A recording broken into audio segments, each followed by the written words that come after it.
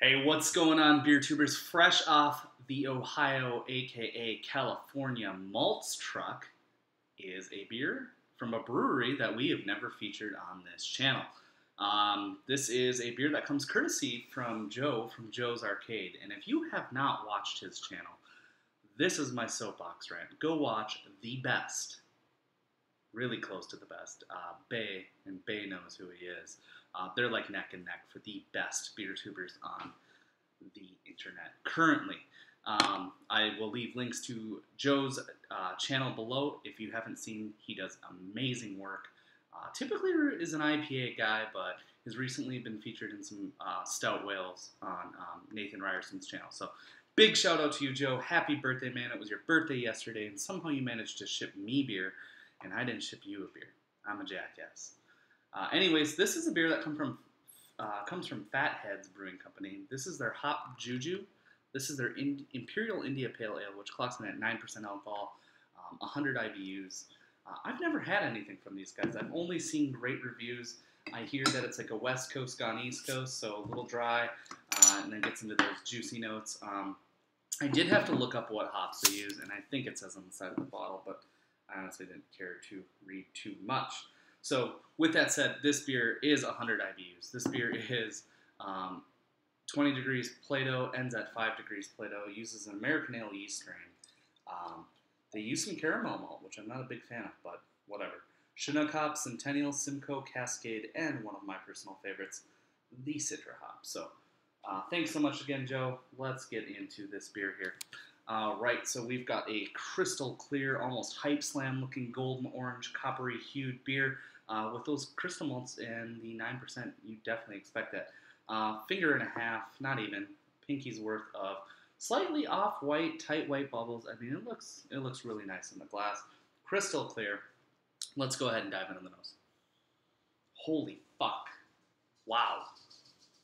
So this is what I remember about like Hop Slam, like 5, 6, 7 years ago. My first experience was with like an Imperial India Pale Ale was like Hop Slam. And my God, it used to be aromatic. It used to be explosively juicy. Kind of reminds me of an early abrasive too. I mean, it is straight fucking pineapple for days, man. Just, I mean, holy peach juice, candied apricot, like, Jesus. Peaches, I mean, massive, like, ruby red grapefruit flesh, like a tidbit of that typical West Coast, like, you take a grapefruit rind, put a little bit of sugar on it, heat it up a little bit. I mean, you get a lot of that. But really, this is peach, pineapple, and mango juice for days. Unbelievable. Nice, earthy, resinous dankness to it. A slight twinge of like pine. I do smell a little bit of a sweetness. I know sweetness is a taste, but you can just smell that this beer is going to have a sweet taste to it. Lot of, I guess I would say like a sweeter bready note comes through. But overall, incredible smelling stuff. Thanks so much, Joe. Let's get into it. Cheers.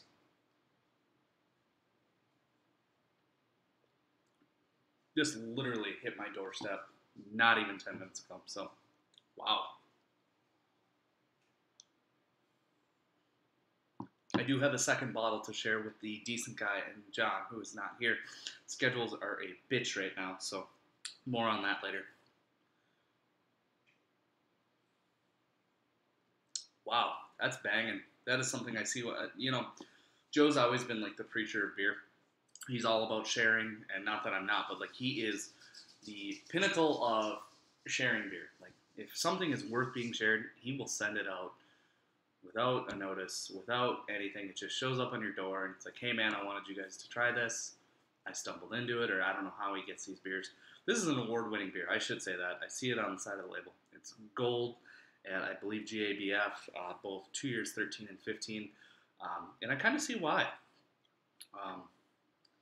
Just like, you know, you see a beer like this, you smell a beer like this, and you think back to the old days. You know, this is just a juice bomb with that really classic West Coast, like, I guess pine and resin come into the characteristics that I would classify it as. It does finish slightly dry. When I say juice bomb, I mean there's like this like really artificial peach juice, this apricot note, a little bit of like a fleshy nectarine, grapefruit juice, like really gushingly juicy. I don't taste a whole lot of that sweetness that I smelt in the nose. I mean, it's definitely there, but it's a very balanced beer. It's not something that is 100 IBUs. It doesn't feel like 100 IBUs. This feels like 60 maybe. Um, really, really nice stuff.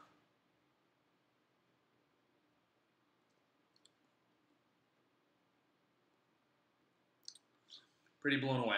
You know, beer this clear shows impeccable skill according to many breweries. It's not in that turbid haze for days notes. It doesn't have to be looking like gravy train or Elpo dog food to be a juice bomb. This is a pinnacle example of a beer that is filtered and or refined enough or brewed correctly, if you will, to really still feature a lot of that amazing hop aromatics and juiciness without providing all that turbid yeast quality or flaked oats or whatever you use. But wow, first experience here from Fatheads out of Ohio, and it's a fucking winner. Stuff is awesome. And as you can see, I'm doming half of this on camera. Share the other bottle I got thanks to Joe with Barry and John. Wow. I just, pinnacle freshness. I don't know if we're going to be able to get together next week, so I wanted to shoot this review quickly. So, fresh to death. Score-wise, this is probably like the best no-coast, I call them no-coast Imperial India Pale Ales. Anyone that is not strictly a San Diego or California brewery or a New England brewery, you're a no-coast Pale Ale. So or India Pale Ale, that's Surly, that's Toppling Goliath, that's Fatheads fits into this category. Ones that people highly recommend, Bell's even. And this is one of the best I've had. It's amazing that they have so many different hops and that you're getting all the best components of those hops. I mean, there's definitely the Citra note, definitely Simcoe, and I mean, it's just like they're taking that old school Cascade, Sea Hop, Chinook, Centennial, and they're just killing it. And at 100 IBUs, it just doesn't feel like it. American Ale yeast strain, it's just really pleasant, really easy drinking. Touch of that crisp, sweet, bready malt on the fair end. No booze what to speak of. Fucking awesome, Joe. Thanks so much for sending this. I think this is going to get a world-class rating for me. I don't really think there's too much I don't like about it. It's definitely not 100 because 100 is like my top-tier echelon pinnacle IPAs. Would drink again. Would probably trade a stout for an IPA at that point if it's the Hunnits. But I would definitely seek this out, and I would definitely drink quads of this if I lived in Ohio. I don't think I would ever scoff at seeing this on the shelf or seeking it out. I don't know. Does this stuff sell out? Is this a beer that in Ohio is gone in seconds, or is this a beer that hits the liquor store and maybe hangs around for a week? Either way, what's the price point? I know nothing about this beer or this brewery. So with that said, I am giving this beer a 98 out of 100. I think it's fucking awesome, and I'm so very thankful to have tried it thanks to my lovely sponsor, JuJu. So, here. Love you. Peace.